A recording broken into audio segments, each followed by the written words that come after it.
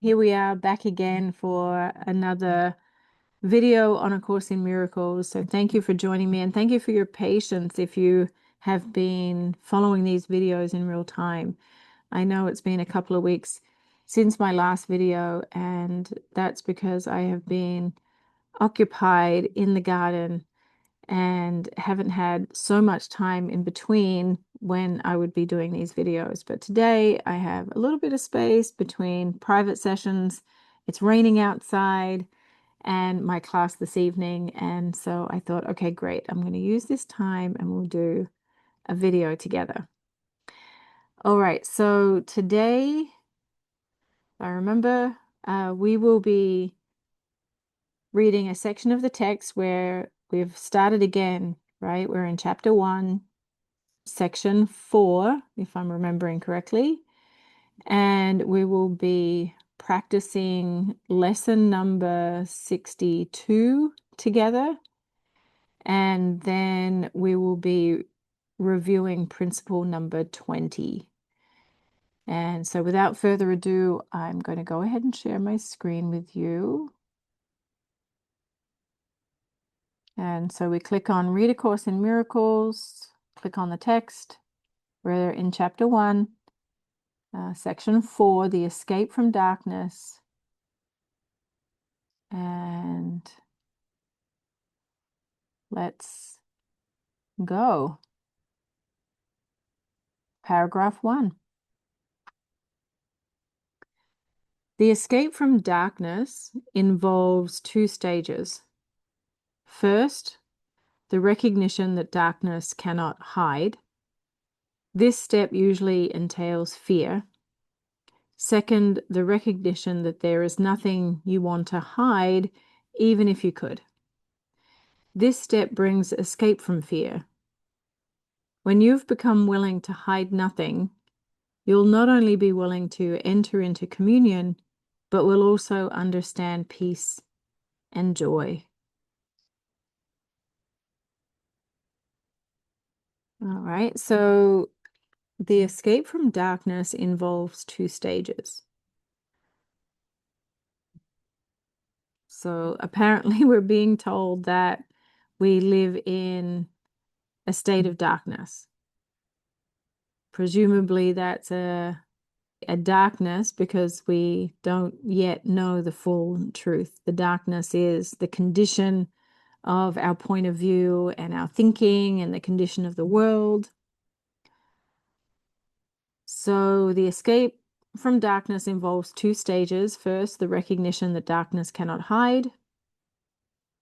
Okay, so that's true because when we bring light to darkness, it's no longer darkness, right? So when we bring truth to that which was hidden, it's no longer hidden. Then the second, the recognition that there is nothing you want to hide, even if you could. And so the first step, the recognition that darkness cannot hide, it says it usually entails fear, whereas the recognition that there is nothing to hide, this brings the release from fear, the escape from fear. And the paragraph says, when you have become willing to hide nothing, you will not only be willing to enter into communion, but will also understand peace and joy.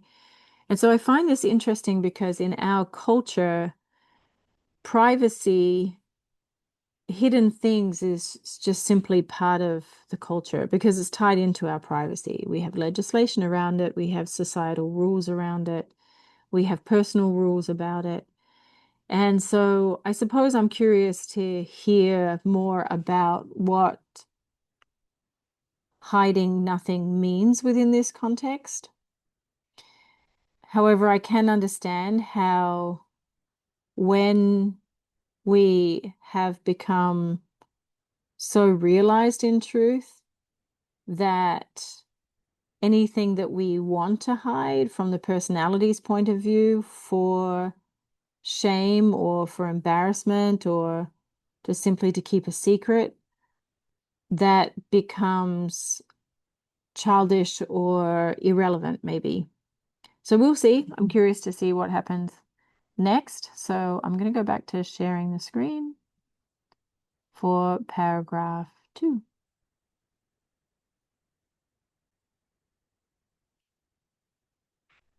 Holiness can never be really hidden in darkness, but you can deceive yourself about it.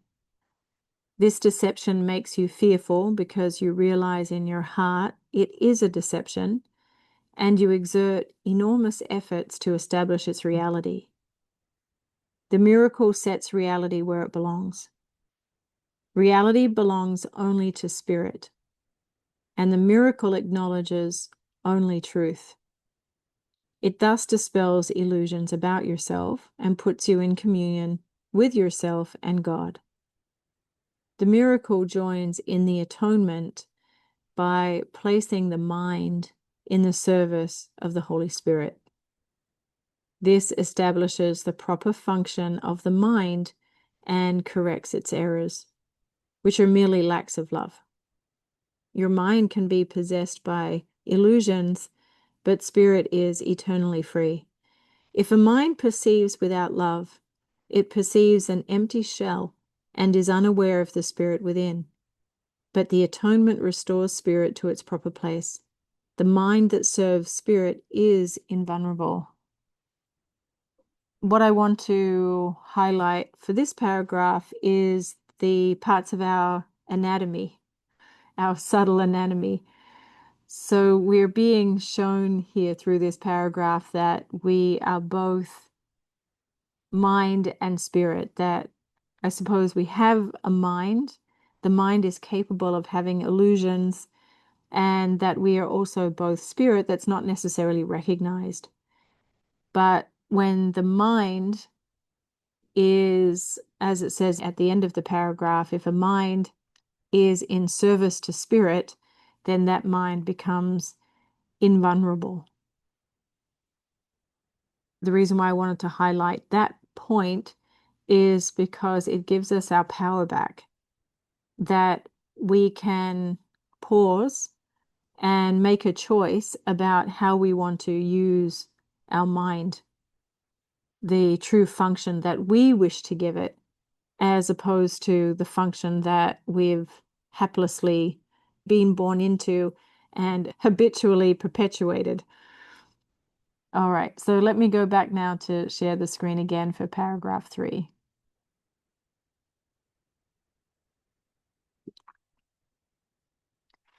Darkness is lack of light, as sin is lack of love. It has no unique properties of its own. It's an example of the scarcity belief from which only error can proceed. Truth is always abundant. Those who perceive and acknowledge that they have everything have no needs of any kind. The purpose of the atonement is to restore everything to you, or rather, to restore it to your awareness. You were given everything when you were created, just as everyone was. Beautiful. Isn't that fun and exciting? So now we're being asked to question our thought systems around scarcity or lack. It sounds like in this paragraph, darkness is the thought systems that have us believing that we are not inherently abundant and have the capacity to access that abundance.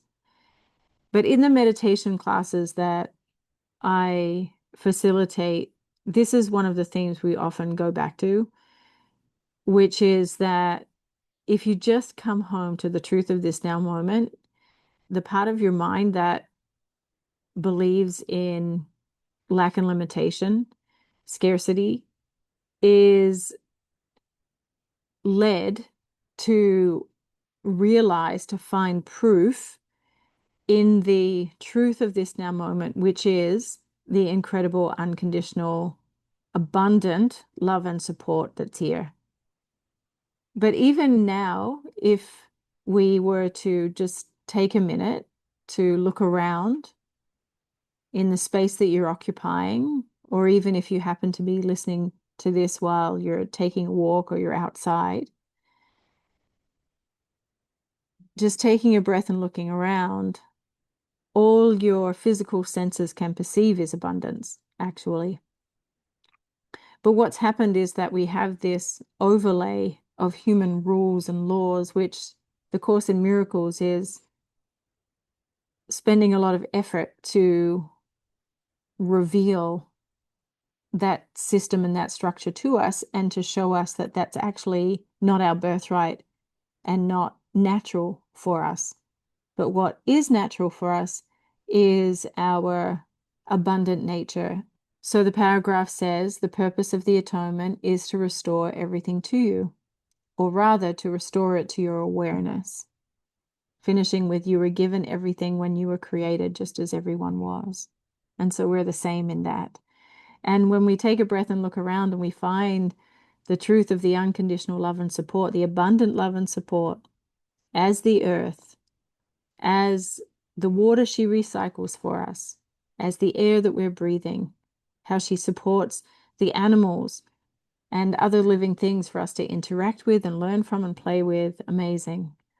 So we can't unknow the truth of the abundance of even this physical temporal world, but we haven't even really touched upon the abundance of spirit. So let's now go to paragraph 4.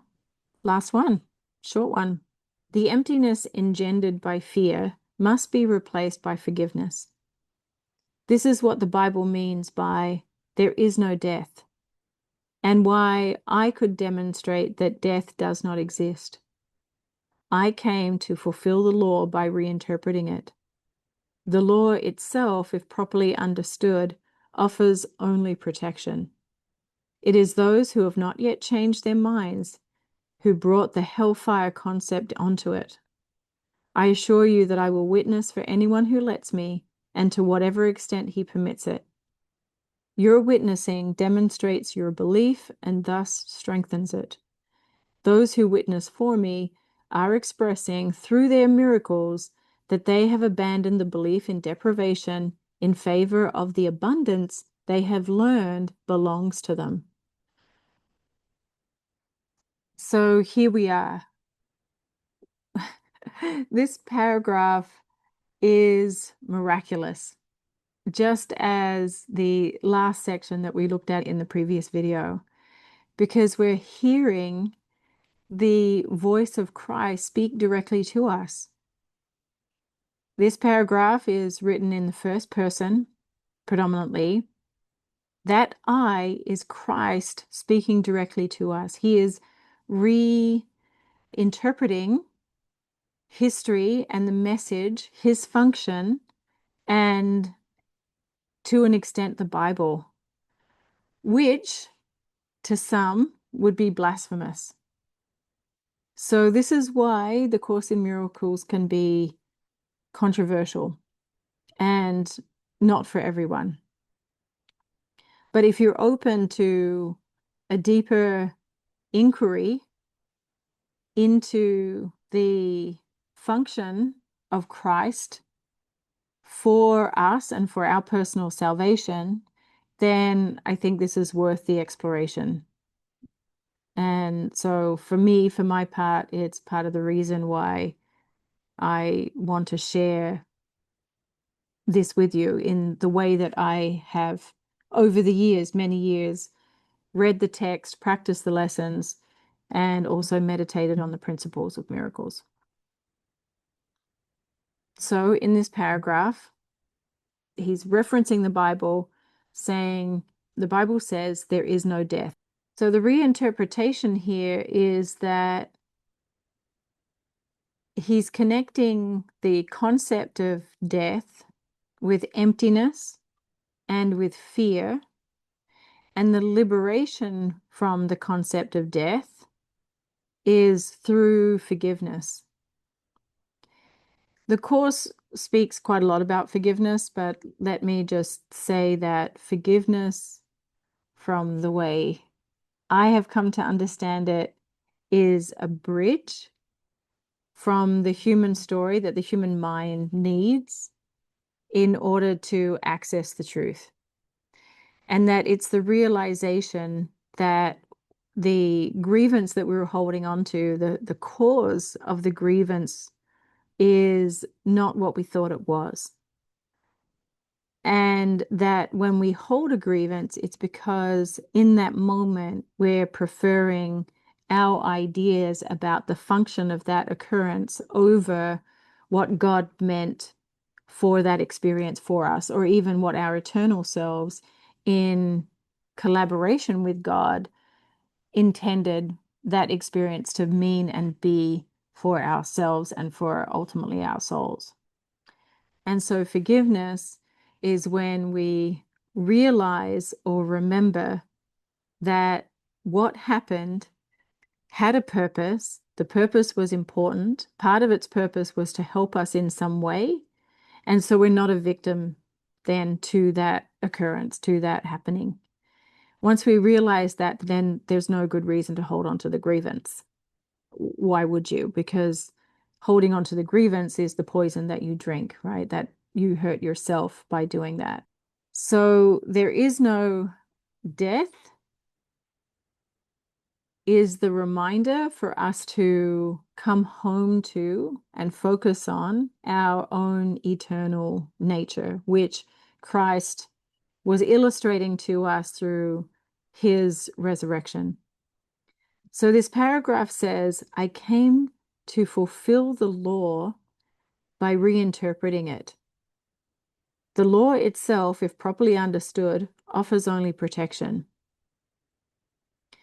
And we know that in our culture, we have this hellfire and brimstone ideas, I suppose, about death.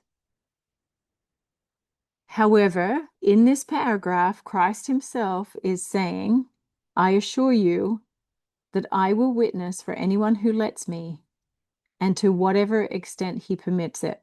What he is saying here, what he will witness, is the truth, the recognition of the eternal self, the holy self, which was mentioned in paragraph 1. And this is our longing. This is not weird, because our personalities are longing to remember our wholeness, which is remembering our holiness. The belief in scarcity can only come from the disconnection from the belief in our own holiness, or the realization of our own holiness, because it's only through that that we would have an idea of not enough. And so the disconnection, the misunderstanding of our holiness is the birthplace of the not enough story, and that feeling of being not enough and disconnected. Amazing.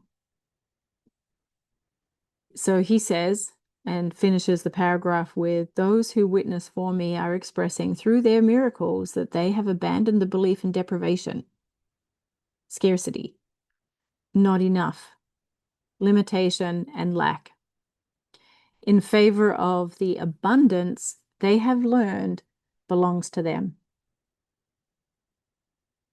So we have a new entry point into abundance thinking. Okay, so let me go back to share the screen now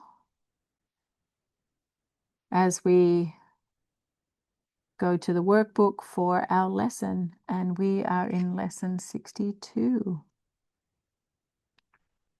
Fascinating. So our lesson is on forgiveness. All right, so I'm going to have the narrator read our lesson for us, and then we'll practice it together.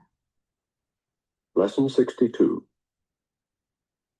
Forgiveness is my function as the light of the world. It is your forgiveness that will bring the world of darkness to the light. It is your forgiveness that lets you recognize the light in which you see. Forgiveness is the demonstration that you are the light of the world. Through your forgiveness does the truth about yourself return to your memory. Therefore, in your forgiveness lies your salvation. Illusions about yourself and the world are one. That is why all forgiveness is a gift to yourself. Your goal is to find out who you are, having denied your identity by attacking creation and its creator. Now you are learning how to remember the truth. For this attack must be replaced by forgiveness, so that thoughts of life may replace thoughts of death. Remember that in every attack you call upon your own weakness, while each time you forgive, you call upon the strength of Christ in you. Do you not then begin to understand what forgiveness will do for you? It will remove all sense of weakness, strain, and fatigue from your mind. It will take away all fear and guilt and pain. It will restore the invulnerability and power God gave His Son to your awareness. Let us be glad to begin and end this day by practicing today's idea and to use it as frequently as possible throughout the day. It will help to make the day as happy for you as God wants you to be. And it will help those around you, as well as those who seem to be far away in space and time, to share this happiness with you. As often as you can, closing your eyes if possible, say to yourself today, "Forgiveness is my function as the light of the world. I would fulfill my function that I may be happy." Then devote a minute or two to considering your function and the happiness and release it will bring you. Let related thoughts come freely, for your heart will recognize these words, and in your mind is the awareness they are true. Should your attention wander, repeat the idea and add, "I would remember this because I want to be happy."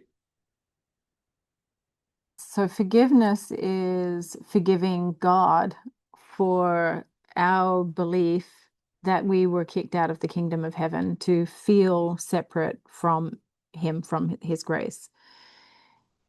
So the way we internalize feeling separate from the Creator is that in a deep subconscious thought system, we think to ourselves, oh, I must have done something bad, or I must have done something wrong, or I must be wrong, or I must be bad in order not to be by His side, to be stuck in this physical body and to be in this world of othering. So forgiveness then is forgiving God for this belief and experience in separation, and then forgiving ourselves for misunderstanding what this is. And so the course, if you're willing to commit to the study, is helping us remember what is true and what isn't true. And what's more true is that we have never left God's side, that we exist in the mind of God. It's just that we have forgotten we have. We feel ourselves, we experience ourselves to be separate, but that's why early on, right, we're just in chapter 1, this paragraph, this section rather, is reminding us of our eternal nature and giving us permission to make our eternal nature the most important thing, so that the mind then becomes a servant to our eternal nature. So we're redefining who we are and relearning our true function here. It's quite different. And we're not taught this growing up or in schools or even in our holy houses. So we're given an opportunity to have a choice, but regardless, we are in lesson 61. And so we have a meditation practice that will help undo, at least through our willingness to shift our perception.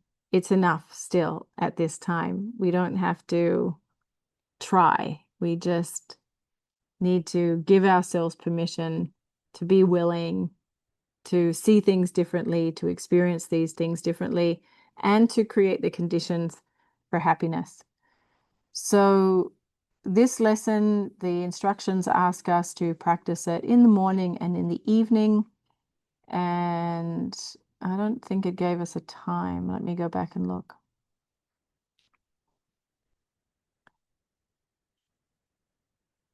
A minute or two. Okay, so let's do 2 minutes of practice today. I'll leave the language up for you. The lesson for today is forgiveness is my function as the light of the world. And so our eternal nature is light. And so who would I be if I was abiding in that self-realization that I am the light? I bring a light wherever I go. And that the bridge, the pathway is forgiveness. Okay, and then the second part is I would fulfill my function that I may be happy. So I'll leave this language up for you, and I'm going to go ahead and find our timer. And so while I find the timer, as always, because this is a meditation, start to bring your attention home here to what's true for you. And so in my case, I am supported by the chair and supported by the floor. I'm actually on the second floor, so beneath me is air, which is amazing because I'm actually suspended in the air, in space. But we have the support of the earth holding us in just the right amount. We have plenty of air to breathe, water to drink if you need it. And so just notice the support that's here, that hasn't left you. And bring your attention to your breath, which is also a support, because it's not like you do your own breathing. You receive the breath, the body breathes. You couldn't stop it if you wanted to. You might even want to bring your attention to your own heart beating. What it feels like to experience the breath in this moment. And just prove to yourself the support, that you are supported. You could even bear down into the floor, into the chair, to prove to yourself that the support doesn't give way. All right, sorry, I cannot find my, oh, there. Okay. All right, so 2 minutes. I don't think I shared the screen. Okay, sorry about that. And let me share this again so that you have the language. The instructions invited us to close our eyes. So if you want to let your eyelids rest gently on your eyes, you can go ahead and do that. And starting the timer now.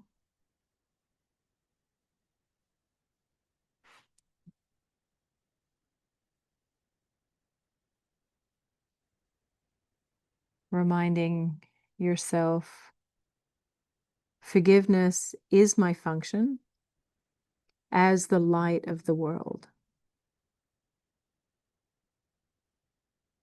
Forgiveness is my function as the light of the world.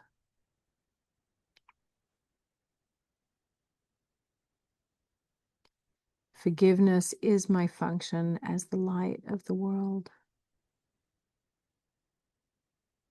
I would fulfill my function that I may be happy.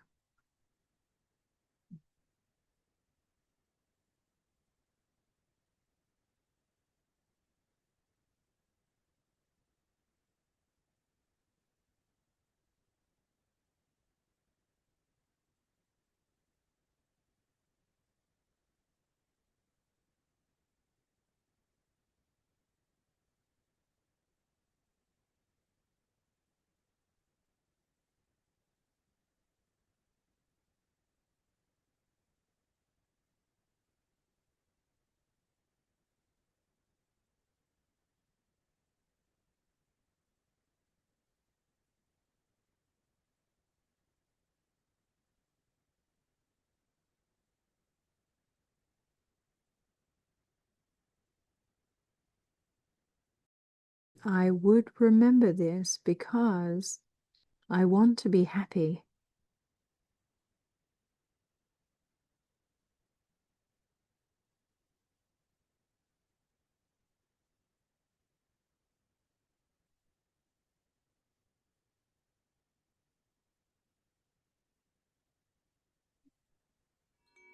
All right, and so there is our timer. It's a quick 2 minutes. Lovely. And so what was that like for you? And right now we're still not really intellectualizing anything. We're just allowing the lessons to hit a certain part of our mind. We might still find that we have resistance to some of these ideas or just feel like I don't understand. It's not relatable. And that's okay. My invitation is to not necessarily abandon it. Of course you can, but rather just let it be, I suppose. So I'm going to share the screen again because now we go back to the text, to chapter 1, the meaning of miracles, and we review one of the principles of miracles together, which is another added meditation for you for your day. And so today's miracle that we're reviewing is number 20. And so if this is the first video you've seen, I suggest taking a screenshot so that you can refer to it as a springboard of contemplation. So principle number 20 says, miracles reawaken the awareness that the spirit, not the body, is the altar of truth. This is the recognition that leads to the healing power of the miracle. It's just so amazing how everything fits together. I love it. Miracles reawaken the awareness that the spirit, not the body, is the altar of truth. If you've spent any time on social media, on Instagram, on Facebook, on the TikTok,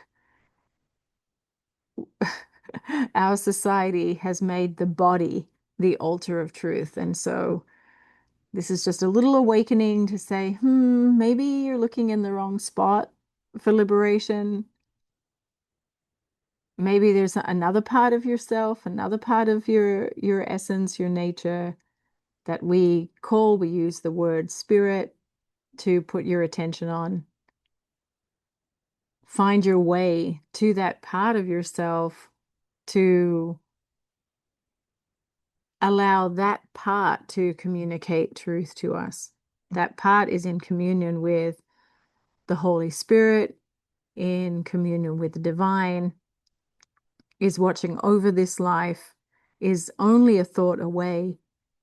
It's just, do we take the time to cultivate that intimacy with this part of ourselves? If our body is not an altar of truth, neither is another's body either.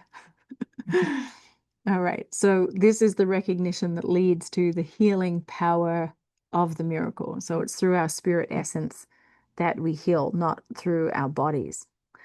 All right, so this concludes today's video, but as always, I invite you to take a look at the alilacenter.org calendar because I'm frequently offering online and in-person meditation classes and natural healing self-help classes.